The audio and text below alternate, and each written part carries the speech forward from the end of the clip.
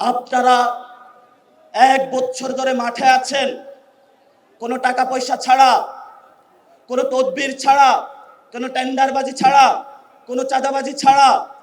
আপনারা নিরেট মানুষ। এই পঙ্কিলতা থেকে মুক্ত হয়ে, যদি পাপ থেকে মুক্ত হয়ে আপনাদের এই লড়াই ধরে রাখতে পারেন, ইনশাল্লাহ এই শহীদ মিনার থেকে আমরা গণভবনে গিয়েছিলাম। আগামীতে আজকে ইনশাল্লাহ নাহিদ ইসলামের পক্ষ থেকে যে কর্মসূচি ঘোষণা করা হবে, সারা বাংলাদেশে কর্মসূচির মধ্য দিয়ে এই শহীদ মিনার থেকে ইনশাল্লাহ আমরা পার্লামেন্টে গিয়ে সরকার গঠন করব। আপনারা জানেন আমাদের যে পররাষ্ট্রনীতির ক্ষেত্রে আমাদেরকে শুধু একটি দেশের দাস বানিয়ে রাখা হয়েছিল, যেই দাসের মূল্য স্বরূপ আমার ভাই বোনদেরকে খুন করে ভারত সরকার খুনি হাসিনাকে আশ্রয় দিয়েছিল। কিন্তু আমরা গণ অভ্যুত্থান পরবর্তী বিশ্ব মঞ্চে নতুনভাবে বাংলাদেশকে হাজির করতে চাই।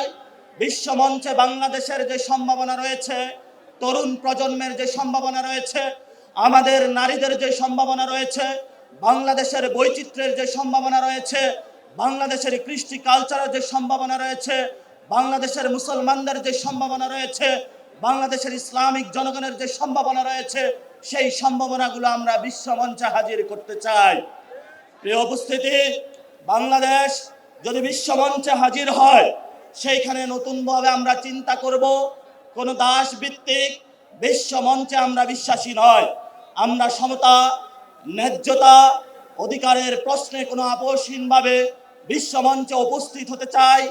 আমরা আমাদের এখানে রোহিঙ্গা সংকট থেকে শুরু করে গাজা সংকট, কাশ্মীর সংকট, সংকট থেকে শুরু করে বিশ্বের যে জায়গায় নিপীড়িত মানুষ রয়েছে, তাদের সাথে আমাদের পররাষ্ট্রনীতির প্রথম ধাপ সংযোগ হবে।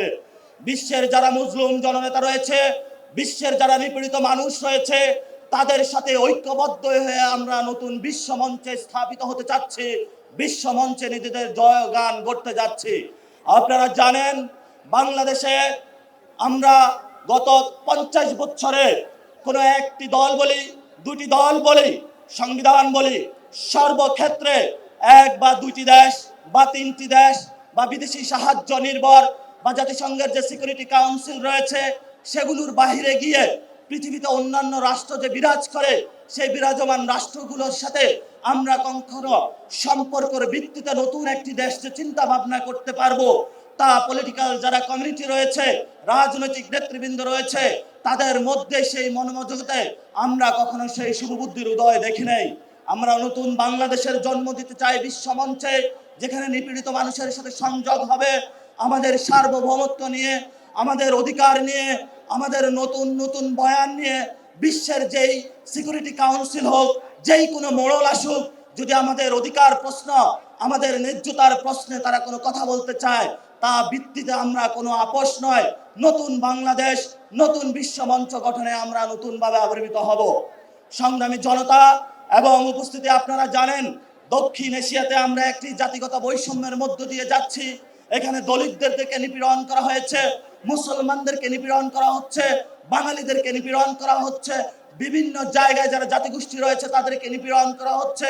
দক্ষিণ এশিয়ার যে শান্তি প্রতিষ্ঠা, আঞ্চলিক সার্বভৌমত্ব রক্ষা, সেখানে বাংলাদেশ নতুন করে এনসিপির নেতৃত্বে নতুনভাবে নেতৃত্ব গ্রহণ করতে চায়।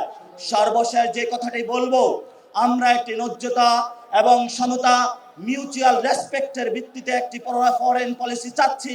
আমরা কোনো দাস ভিত্তিক ফরেন পলিসি চাচ্ছি না।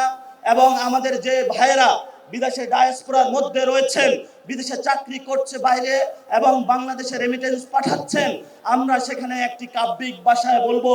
কবি বলেছিলেন, যেখানেই বসন্ত তোমার সেখানেই সীমান্ত আমার।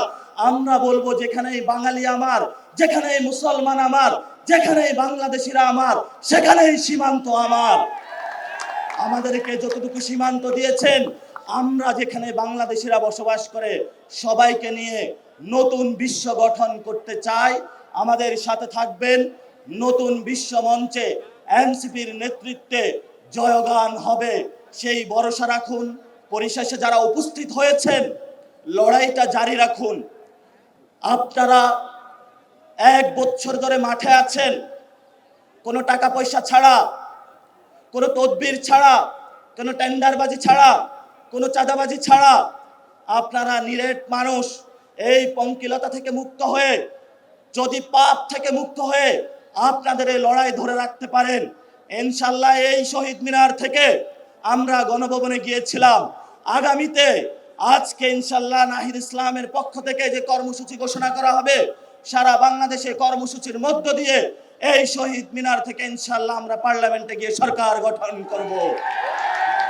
সেই সরকার গঠনের আহ্বান জানিয়ে জাতীয় নাগরিক পার্টির প্রত্যেকটি নেতাকর্মীকে মাঠে থাকার জন্য আহ্বান জানাচ্ছি।